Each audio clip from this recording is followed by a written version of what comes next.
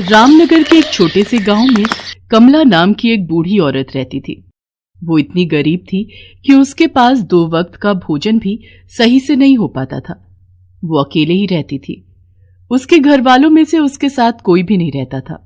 उसके बेटे और बहू की मृत्यु हो चुकी थी और उसके पोता पोती शहर में रहते थे। पता नहीं आज कुछ खाने को बचा है भी या नहीं, देखती हूं। कमला देखती है थोड़ा सा आटा बचा है। कमला उसी आटे से 2 रोटी बनाती है। जब कमला रोटी बनाकर खाने जा रही थी तब उसे एक कौवे की आवाज आती है। कौवे की आवाज सुनकर वो बाहर आती है। अरे, इसके पैर में तो बहुत गहरी चोट लगी है। ओह हो, बेचारा दर्द से तड़प रहा है। कमला उस कौवे को साथ लेकर आती है और उसके पैर पर दवाई लगा देती है। लगता है ये कौवा भूखा भी है। कमला ने अपने लिए जो 2 रोटी बनाई थी उसमें से वो 1 रोटी उसे दे देती है और वो कौवा रोटी को खा लेता है और फिर वहां से चला जाता है। अगले दिन शाम में वापस उसी वक्त वो कौवा फिर आता है और चिल्लाने लगता है। लगता है फिर वही कौवा आया है। कमला वापस अपनी रोटी में से 1 रोटी दे देती है। कुछ दिनों तक यही चलता है। वो शाम को कमला को आवाज लगाता और कमला अपने में से 1 रोटी उसे खिला दिया करती थी। एक दिन वो कौवा कमला से कहता है, मुझे तुमने कई बार भोजन करवाया है, बताओ तुम्हें क्या चाहिए? जो भी चाहोगी वो मैं तुम्हें दूंगा। मुझे बहुत कुछ नहीं चाहिए, बस इतना चाहिए कि मेरा गुजारा चल जाए और 2 वक्त का भरपेट भोजन मिल पाए। ठीक है, जैसा तुम चाहो। कौवा कमला को उसकी जरूरत की सभी चीजें लाकर दिया करता था। एक दिन गांव में बहुत बड़ी बाढ़ आ जाती है।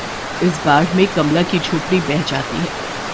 हे भगवान, ये क्या हो गया? मैं कहाँ रहूंगी, क्या खाऊंगी? कुछ दिनों तक वो कौवा कमला के पास नहीं आता है। लगातार 6 दिनों से कमला भूखी थी। 6 दिन बाद कौवा कमला के पास आता है। जब वो आता है तब वो देखता है कमला की हालत बहुत खराब है। वो चल भी नहीं पा रही है और अब उसका अंतिम समय भी आ गया है।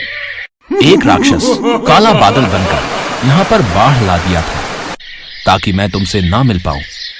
मैं जहां जहां जाता हूं वो मेरे पीछे पीछे आता है। इसी वजह से मैं तुम्हारे पास नहीं आ पा रहा था। कोई बात नहीं। बताओ तुम्हारी आखिरी इच्छा क्या है? मैं उसे पूरा करूंगा। मैं चाहती हूँ कि तुम मेरे पोता पोती जो शहर में रहते हैं उनको मेरे पास लेकर आओ। मैं उन्हें आखिरी बार गले से लगाना चाहती हूँ। अच्छा, ठीक है। कौवा अपने जादू से देखता है कि वो कहाँ है। कमला के पोता पोती जिस शहर में रहते हैं, कौवा वहां चला जाता है और उनसे कहता है, तुम्हारी दादी की तबीयत बहुत खराब है।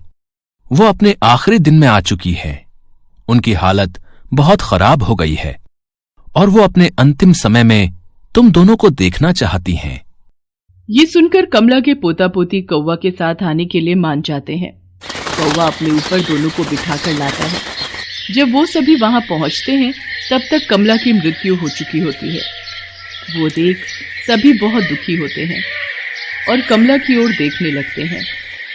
ये नहीं हो सकता, मैं कमला की आखिरी इच्छा पूरी नहीं कर पाया।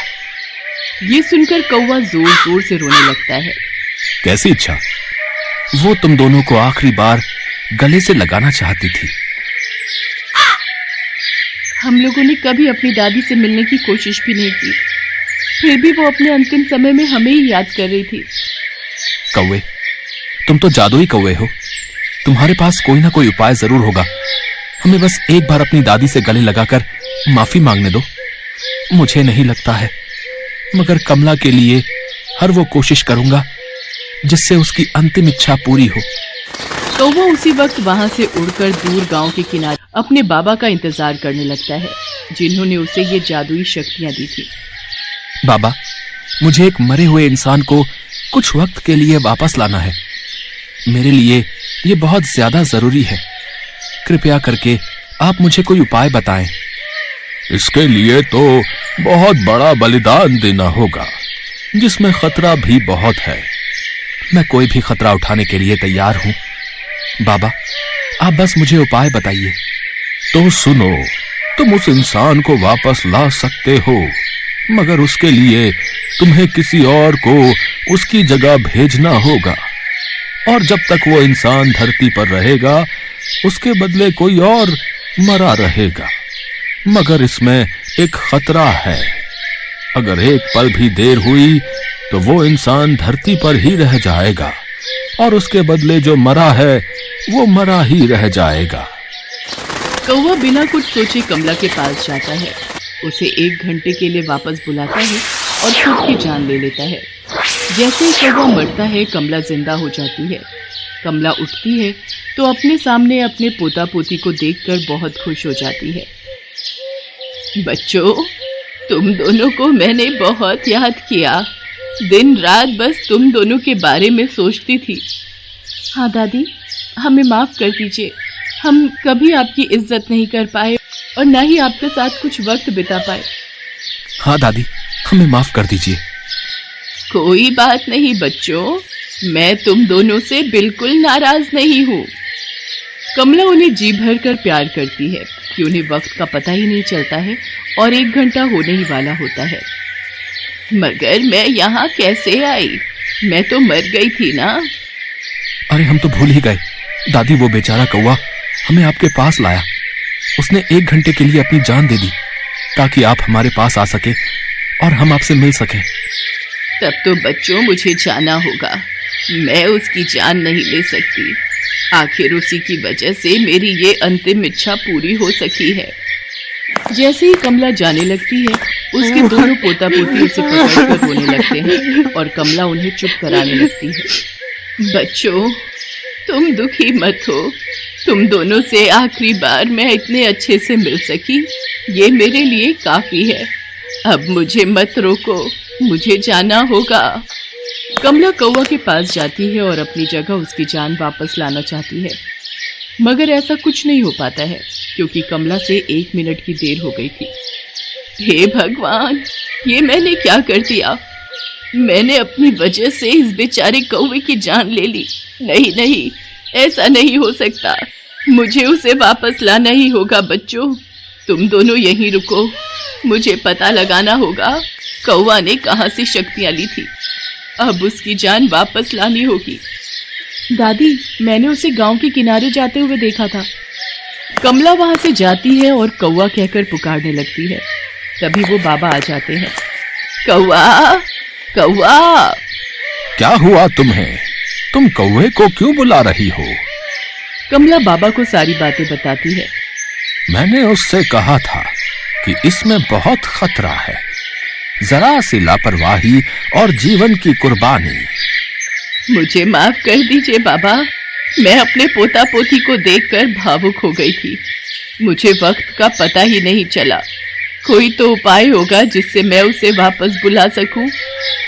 एक ही तरीका है, तुम्हें अगले 5 जन्म तक कौवे के रूप में ही जन्म लेना होगा, और साथ ही साथ अभी तुम्हें अपने पोता पोती के साथ जाकर उस कौवे को काले बादल से आजाद कराना होगा।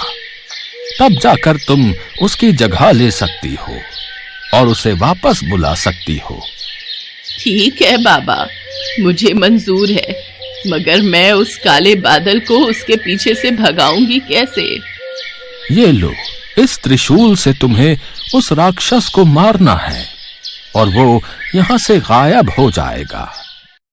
कमला ने बड़ी हिम्मत करके अपने पोता पोती को साथ लेकर उस राक्षस को मार दिया और फिर कौवे के पास जाकर उससे कहती है, मैंने उस राक्षस को मार दिया है, तुम अब वापस आ सकते हो।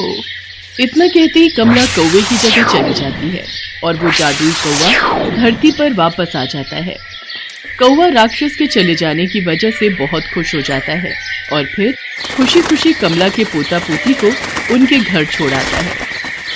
और वो जादुई कौवा फिर कमला के पोता पोती को अपने जादू से मदद किया करता था।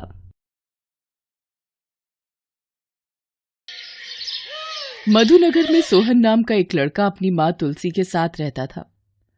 सोहन के पिता नहीं थे, इसलिए सोहन छोटी सी उम्र में ही माँ के साथ काम पर लग गया था। एक दिन, क्या हुआ माँ, आज तुम मालिक के घर नहीं गई?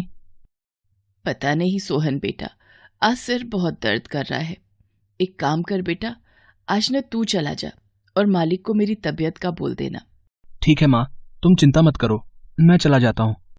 क्या बात है सोहन, आज तुम्हारी तुलसी काम पर नहीं आई? मालिक, आज माँ की तबीयत ठीक नहीं है, इसलिए उनकी जगह मैं आया हूँ। आप मुझे बता दो क्या काम करना है। आज सबसे पहले बकरियों को चराने ले जाना है, उसके बाद यहाँ आकर सारी गाय भैंस को नहलाना धुलाना और चारा डालना है। ठीक है मालिक, मैं पहले बकरियों को चराने पहाड़ी पर ले जाता हूँ। सोहन बकरियों को चराने ले जाने लगा। तभी एक बीमार बकरी को देख वो बोला, अरे तुम्हें ये क्या हुआ? लग रहा है तुम बीमार हो। मैं अभी मालिक को बताकर आता हूँ। मालिक, आपकी एक बकरी बहुत ही बीमार लग रही है, अगर उसे एक बार वैद्य जी को दिखा लेते। तू मुझे मत सिखा मुझे क्या करना है। मैं जानता हूँ ये बकरी अब बीमार ही रहने लगी है, इसे रखने का कोई फायदा नहीं। ये बकरी अपने साथ दूसरी बकरियों को भी बीमार कर देगी। वो तो मुझे कोई कसाई नहीं मिल रहा, वरना इसे कसाई को ही बेच देता तो कुछ पैसे तो मिल ही जाते मुझे। इसे यहीं छोड़ दे और इन्हें ले जा, कम दामों में ही सही, इसे कल बेच ही देता हूँ। सोहन जब उस बीमार बकरी की तरफ देखता है तो मानो उसे महसूस होता है कि वो बकरी मन ही मन सोहन से अपने आप को बचाने की गुहार लगा रही हो। सोहन मालिक के सारे काम करके घर लौट आता है, पर उसका ध्यान अभी भी उस बीमार बकरी की तरफ ही था। सोहन बेटा, कहाँ ध्यान है? ठीक से खाना भी नहीं खा रहा। माँ, अगर वो बकरी हमें मिल जाए तो हम उसे पाल लेंगे। सोहन, वो बकरी मालिक की है, वो बिना पैसों के उसे किसी को नहीं देंगे। तो मैं भी कौन सा मुफ्त में बकरी लूंगा, बदले में मालिक का काम थोड़ा ज्यादा कर दूंगा। सोहन अगले दिन मालिक के पास जाता है। मालिक, यदि ये बीमार बकरी आप मुझे दे दो तो मैं बदले में कुछ महीने बिना पगार के काम कर लूंगा, पर ये बकरी मुझे दे दो। ये कर तो फायदे की बात रहा है। ये बीमार बकरी दिन पर दिन बूढ़ी भी हो रही है, अगर इसे दे दूं तो बदले में ज्यादा से ज्यादा काम ले लूंगा। हाँ, ये ठीक रहेगा। अब ठीक है सोहन, अगर तू चाहता है तो ये बकरी तू ले जा, और अगले 6 महीने तक मैं तुझे 1 रुपया भी नहीं दूंगा। ठीक है मालिक, मैं इसे ले जाता हूँ। बहुत बहुत शुक्रिया मालिक। चल चांदनी, आज से मैं तुझे चांदनी बुलाऊंगा। सोहन उस बीमार बकरी को अपने साथ घर ले जाता है और उसकी खूब प्यार से देखभाल करता है। धीरे धीरे वो बकरी बहुत चुस्त और दुरुस्त हो जाती है और अब वो घास भी खाने लगी थी। धीरे धीरे उस बकरी ने दूध भी देना शुरू कर दिया। ये देखकर सोहन और उसकी माँ बहुत खुश थे। वैद्य जी का कहना है हमारी चांदनी बिल्कुल ठीक हो गई है और अभी ताजा दूध भी देने लगी है। मेरे बच्चे, ये तो तेरे प्यार और दुलार का ही फल है कि आज चांदनी बिल्कुल ठीक हो गई है। माँ, मैं कुछ देर के लिए चांदनी को घुमा कर लाता हूँ। सोहन चांदनी को गांव में घुमाने के लिए निकलता है। तभी उसका मालिक धनीपाल सोहन को देख लेता है। अरे ये तो मेरी ही बकरी है, ये देखने में तो बड़ी ठीक लग रही है, इसने ऐसा क्या खिला दिया कि इतनी चुस्त दिख रही है। कैसे हो सोहन बेटा, अब मेरी बकरी कैसी है? इसका नाम चांदनी है मालिक, इसे आप चांदनी कहकर बुलाओ। अब तो ये बहुत अच्छी हो गई है और अब तो ये दूध भी देती है। क्या? मेरी बकरी इतनी ठीक कैसे हो गई? मैंने तो इसे मुफ्त में ही ये बकरी दे दी, बदले में थोड़ा बहुत काम ही तो कर लेता है ये सोहन। अगर मैं इस बकरी को किसी ग्राहक को बेच दूं तो मुझे अच्छे दाम मिल जाएंगे। एक काम करता हूं, इससे ये बकरी वापस मांग लेता हूं। धनीपाल के मन में मक्कारी जाग जाती है और वो सोहन के घर पहुंचता है और उसकी माँ से कहता है, देखो तुलसी, मुझे मेरी बकरी वापस चाहिए। पर मालिक, आपने तो वो बकरी सोहन को आपके घर काम करने के बदले दी थी। सोहन पिछले 6 महीनों से आपके घर बिना पगार लिए काम कर रहा है। अरे थोड़ा बहुत काम करने से ये थोड़ी है कि मैं अपनी इतनी महंगी बकरी दे दूंगा। चल 50,000 रुपए दे और बकरी तेरी, 2 दिन का समय देता हूं। सोहन बकरी के साथ जब घर वापस आता है, तुलसी उसे सारी बात बताती है, जिसे सुनकर सोहन की आंखों में आंसू आ जाते हैं और वो अपनी बकरी चांदनी को प्यार और दुलार करने लगता है। माँ, तुम जानती हो मैं चांदनी के बिना नहीं रह सकता। मालिक चांदनी को किसी को जरूर बेच देंगे। चांदनी कल मालिक आकर तुझे ले जाएंगे।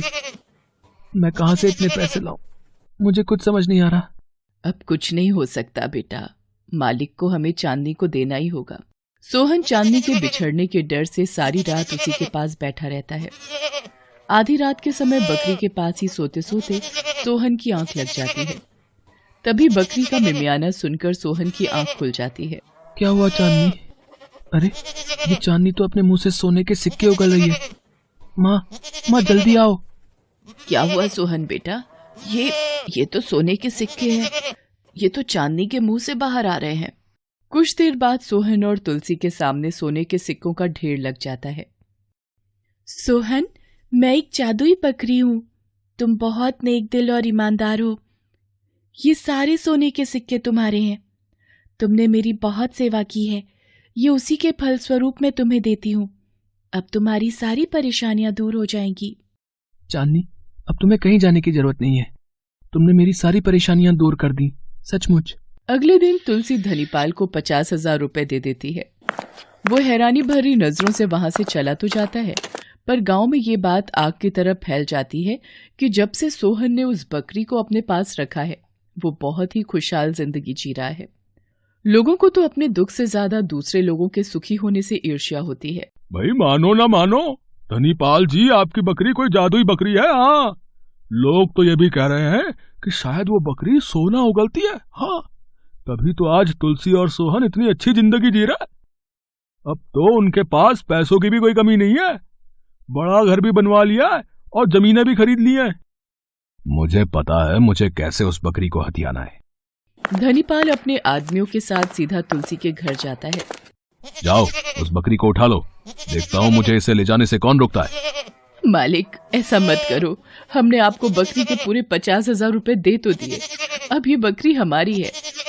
नहीं, मैं अपनी चांदनी को कहीं नहीं ले जाने दूंगा। आप मेरी चांदनी को कहीं नहीं ले जाओगे। छोड़ दो मालिक, चांदनी को छोड़ दो। ऐसे कैसे छोड़ दूं? इसी बकरी की वजह से तुम इतने पैसे वाले बने हो। आज तुम्हारे पास ये जो सब कुछ है, ये मेरी बकरी की वजह से है। मैं अपनी बकरी वापस लेकर ही रहूंगा। अब ये जादुई बकरी मेरे लिए धन उगलेगी।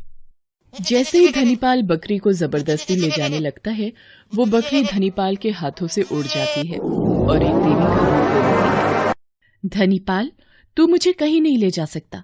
तेरे जैसे लालची को कुछ नहीं हासिल होगा। तू तो मुझे मारना चाहता था।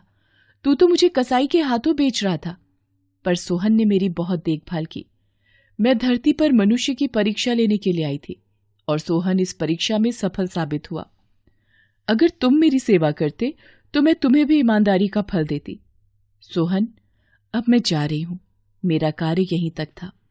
तुम अपनी मां के साथ हमेशा खुश रहना और मेरा आशीर्वाद सदैव तुम्हारे साथ है। इतना कहकर वो देवी अंतर ध्यान हो गई और धनीपाल अपना सा मुंह लेकर वापस लौट गया। हेलो दोस्तों, कैसे हैं आप सब? हमारी कहानियां देखने के लिए हमारे चैनल को सब्सक्राइब कीजिए और हाँ, बेल आइकॉन पर क्लिक करना मत भूलिएगा।